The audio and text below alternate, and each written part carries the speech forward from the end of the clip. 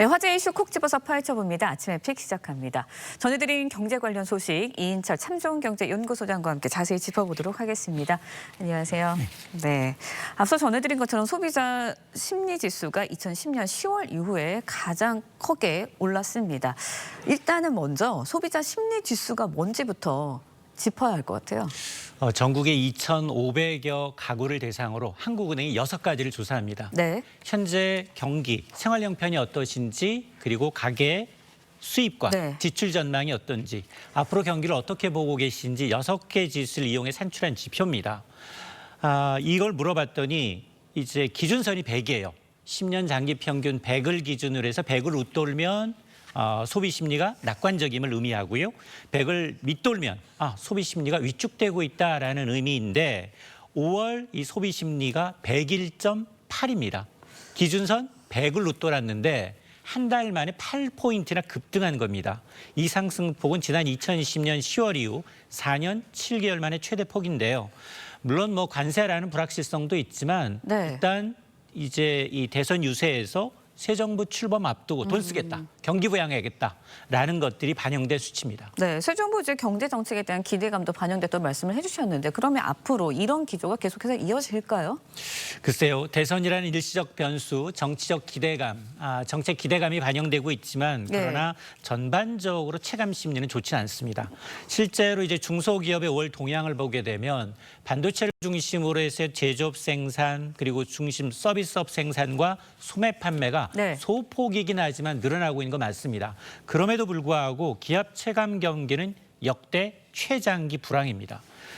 지금 한국경제인연합회가 매출액 기준 600대 기업을 조사해 보니 6월 기업 실사지수가 100 이하 94.7에 머물고 있는데요. 지난 2022년 4월 이후 역대 최장기 부진을 기록하고 있기 때문에 경기 반등 추세가 좀 이어지기 위해서는 체감 심리가 좀 호전되기 위해서는 단기적인 정치적 이슈보다는 중장기적으로 소비 진작책 여기에다가 생산성을 어떻게 끌어올릴지 이 정책이 병행돼야 합니다. 네, 일단은 심리는 좋아졌는데 이게 실물 경제에 반영이 되려면 그만큼 준비나 이런 대책이 좀 필요하다 이런 말씀인 것 같아요. 일단 한국은행이 금융통화위원회 열어서 기준금리 이제 내일 결정을 합니다. 일단은 금리 인하될 것이다 이런 전망 많은데 어떻게 관측하세요? 맞습니다. 이변이 없는 한 내일 한국은행의 기준금리는 불가피한 선택입니다. 이미 우리 2분기에 마이너스 성장했습니다. 여기다가 그동안 금리를 주재했던 그 환율이었거든요. 1,500원에 육박했던 환율이 지금 1,360원대, 7개월 만에 가장 낮아졌기 때문에 금리 인하를 주재하던 주요 요인 가운데 한 개가 해소가 된 겁니다. 특히 이제 관전 포인트, 이번 금통의 관전 포인트는 크게 두 가지인데요. 한국은행이 지난 2월에 올해 성장률 전망치 1.9에서 1.5%로 낮췄는데 이 1.5%를 추가로 더 낮출 것으로 보이고요.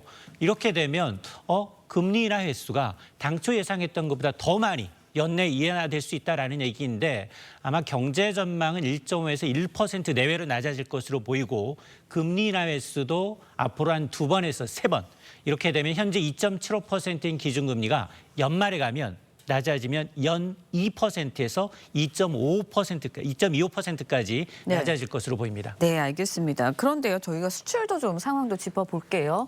산업연구원이 하반기 수출 실적 좀 낮아질 것이다, 먹구름이 좀 끼었다 이런 전망을 내놨거든요. 현재 어떤 상황인 거예요? 그렇습니다. 국책연구기관입니다. 산업연구원이 올해 수출이 역성장, 마이너스 1.9% 1년 전에 비해서 감소할 것이다라는 전망입니다. 특히 우리나라 전체 수출의 80%를 차지하고 있는 13개 주력 산업의 수출 전망은 더 보수적인데요. 13개 주력 사업 가운데 9개 산업의 수출이 줄어들 것으로 봤습니다.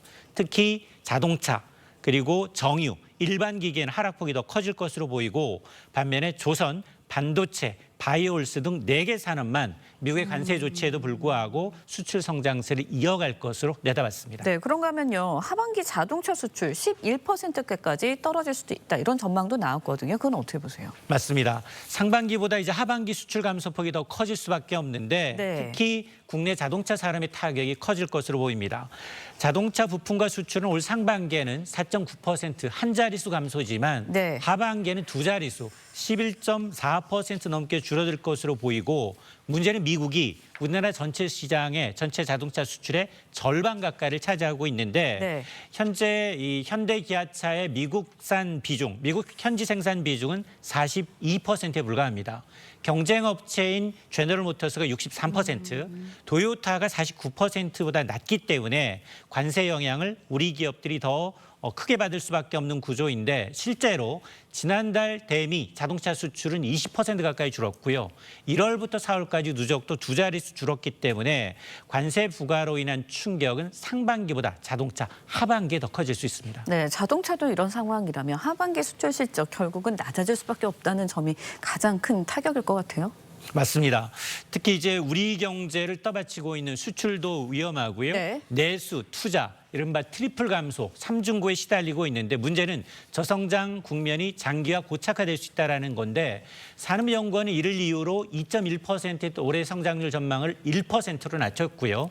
또 다른 국책기관인 KDI는 1.6에서 0.8%까지 낮춰져서 네. 올해뿐 아니라 내년까지 0에서 제로에서 1% 저성장이 고착화될 것이란 우려가 나오고 있습니다. 네, 짚어주셨지만 수출과 내주, 내수, 투자까지 지금 삼중고를 겪고 있는 우리 경제 상황이거든요. 반등할 수 있는 모멘텀 없을까요? 맞습니다. 단기적으로 이제 새 정부 출범 기대와 더불어서 지금 국회를 통과한 추경이 있습니다. 13조 8천억 원에 달하는 추경의 빠른 집행을 통해서 경기 추가 하강을 막아야 하고요. 네. 근데 문제는 이제 구조적인 문제입니다. 저출산 고령화로 인해서 일할 사람, 노동력이 부족하고요. 반도체 자동차 이외에는 새로운 먹거리, 신성장 산업이 없습니다.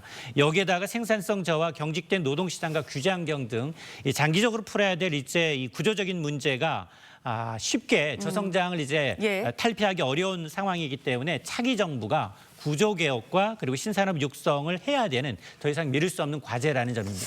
네, 알겠습니다. 오늘 말씀 여기까지 듣겠습니다. 참좋은경제연구소 이인철 소장이었습니다. 고맙습니다.